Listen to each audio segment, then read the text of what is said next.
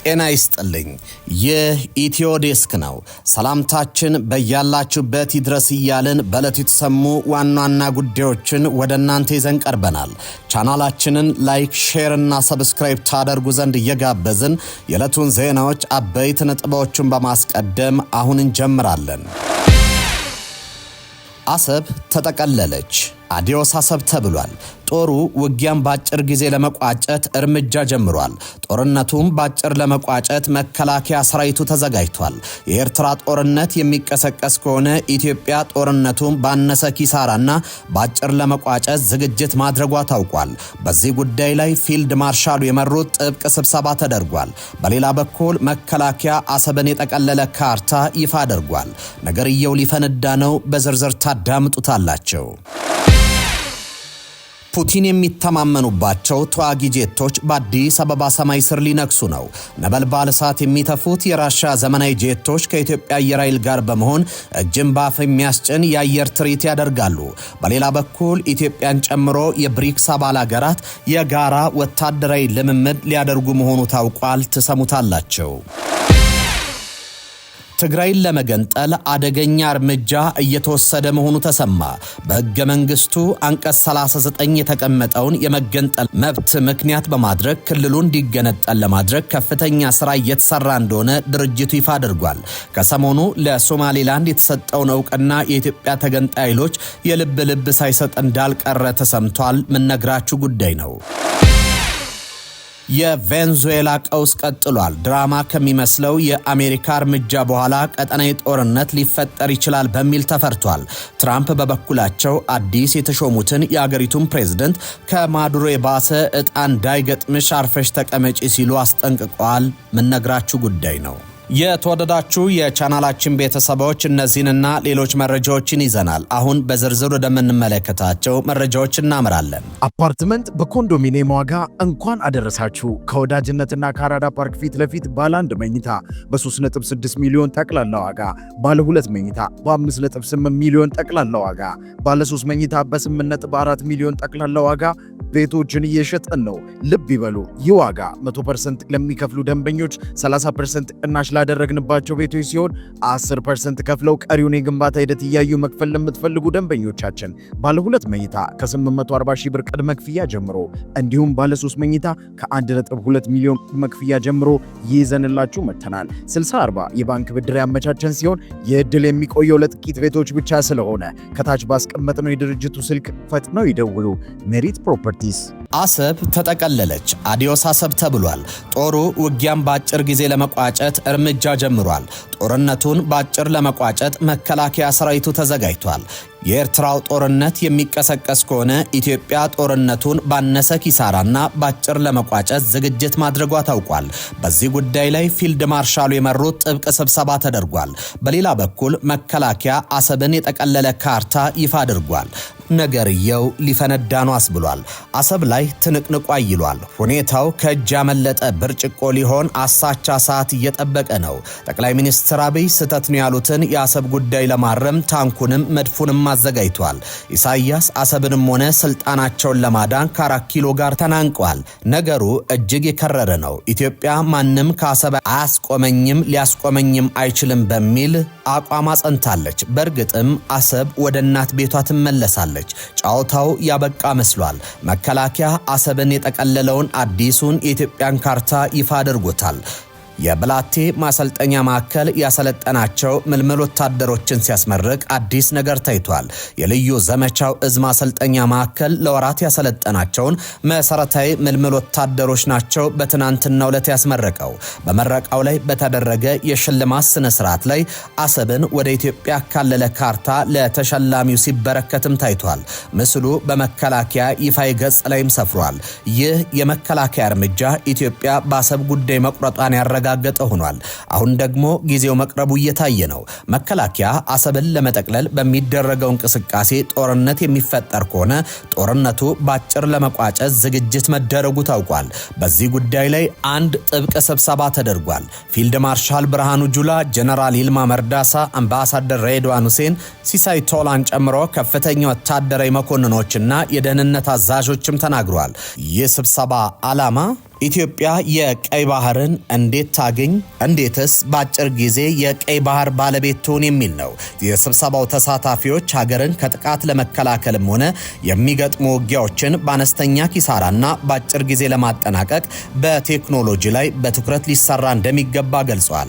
እጅግ ተለዋዋጭ በሆነው የዘመናችን ጦርነት የቴክኖሎጂ የበላይነት ወሳኝ መሆኑን የገለጹት የፓናሉ ተሳታፊዎች በተለይም በኤሌክትሮኒክስ ዋርፌር መስኩ የበለጠ ሊሰራ እንደሚገባ ጠቁመዋል።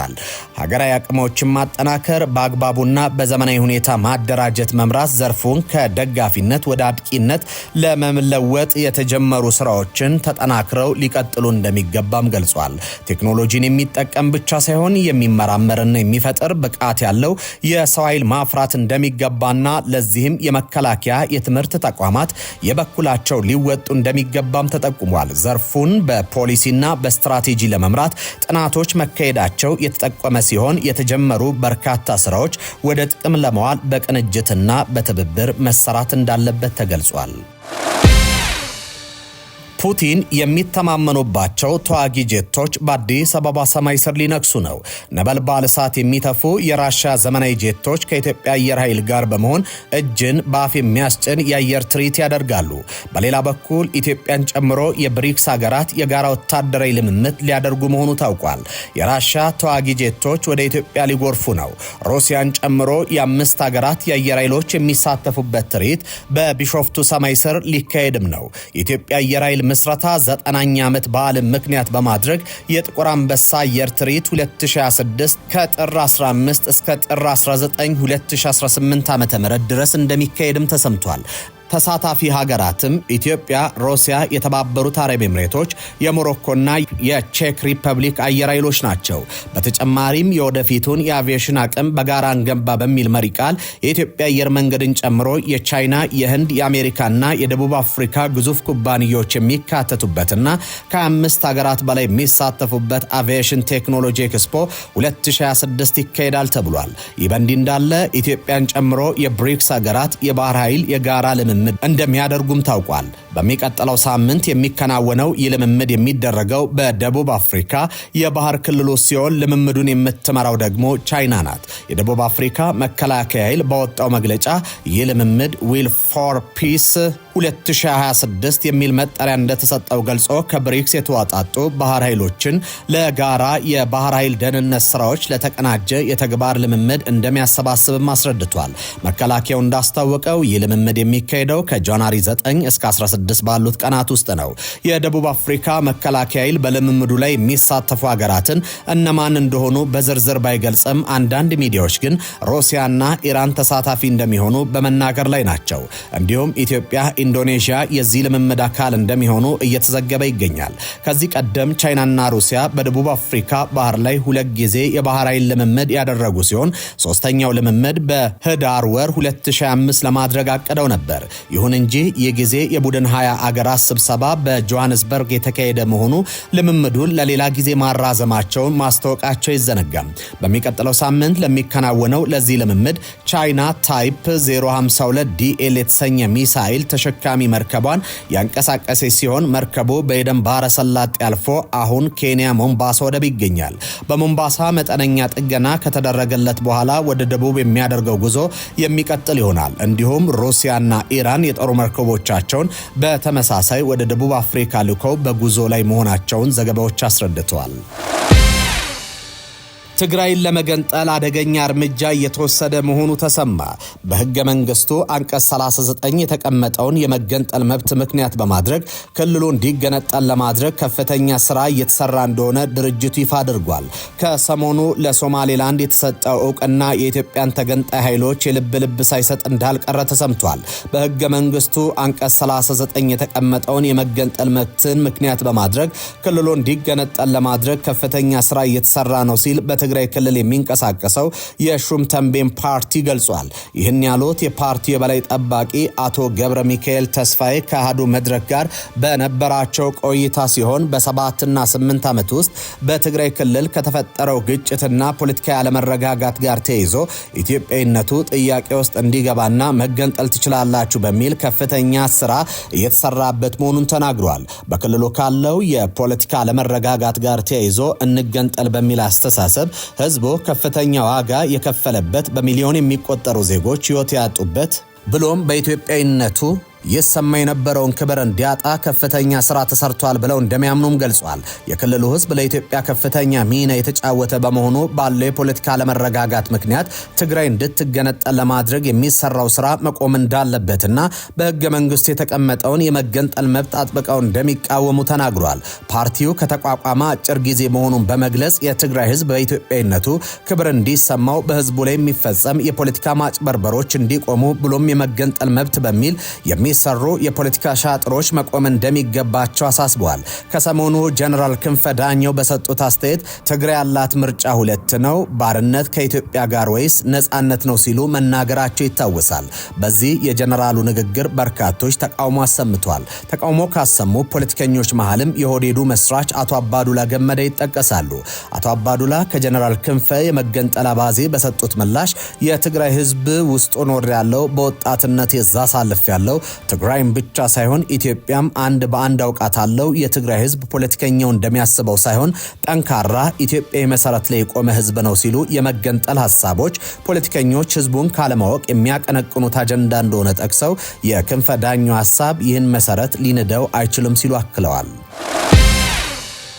የቬንዙዌላው ቀውስ ቀጥሏል። ድራማ ከሚመስለው የአሜሪካ እርምጃ በኋላ ቀጠናዊ ጦርነት ሊፈጠር ይችላል በሚል ተፈርቷል።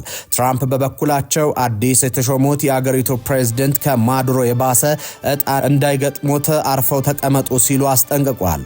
አዲሷ የቬንዙዌላ ሜሪ ዴልሲ ሮድሪጌዝ ትክክለኛውን ነገር ካላደረጉ ምናልባትም ከማዱሮ የበለጠ ትልቅ ዋጋ ይከፍላሉ ሲሉ አስጠንቅቋል። ትራምፕ ለአሜሪካው መጽሔት ዘ አትላንቲክ ይህን የተናገሩት ስልጣናቸው የተወገዱት የቀድሞ ፕሬዝደንት ኒኮላስ ማዱሮ በኒውዮርክ ፍርድ ቤት ለመቅረብ የተያዘላቸውን ቀጠሮ እየተጠባበቁ ባሉበት ጊዜ ነው። ማዱሮ በዝውውርና በጦር መሳሪያ ወንጀሎች የምትከሱ አሜሪካ የቀድሞ ፕሬዝደንት የናርኮ ሽብርተኛ አገዛዙን ይመሩ ነበር ትላለች። ማዱሮ ግን እነዚህን ክሶች ውድቅ አድርገዋል። በቀዳሚ ዕለት በቬንዙዌላ ዋና ከተማ ካራካስ በተፈጸመ የአየር ጥቃት ማዱሮና ባለቤታቸው ተይዘው ወደ አሜሪካ ተወስደዋል። ከዚህ ክስተት በኋላ አስተያየታቸውን የሰጡት የአሜሪካ የውጭ ጉዳይ ሚኒስትር ማርኮ ሩቢዮ አሜሪካ ከቬንዙዌላ ጋር ጦርነት ውስጥ አይደለችም ሲሉ በአጽንኦት ተናግሯል። አንዳንድ የዲሞክራት የኮንግረስ አባላት ግን ድርጊቱን የጦርነት አዋጅ ሲሉ ጠርተውታል። እሁድ ዕለት ከዛ አትላንቲክ ጋር ቃለ መጠይቅ ያደረጉት ትራምፕ የቬንዙዌላ የመሪነት ስልጣን ስለተረከቡት ሮድሪጌዝ ሲናገሩ ትክክለኛውን ነገር ካላደረጉ በጣም ትልቅ ዋጋ ይከፍላሉ፣ ምናልባትም ከማዱሮ የበለጠ ብለዋል። የስርዓት ለውጥ ምንም ብለህ ልትጠራው ትችላለህ፣ አሁን ካለ ሁኔታ የተሻለ ነው፣ ከዚህ የከፋ ሊሆን አይችልም ሲሉ መናገራቸውን መጽሔቱ ዘግቧል። ትራምፕ የቬንዙዌላውን ፕሬዝደንት ከስልጣናቸው ያነሱትን ኦፕሬሽን ከተፈጸመ በኋላ ቅዳሜ ዕለት ባደረጉት ንግግር ደህንነቱ የተጠበቀ ተገቢና አመዛዛኝ የስልጣን ሽግግር እስከሚደረግ ድረስ አሜሪካ አገሪቱን ትመራለች ብለው ነበር።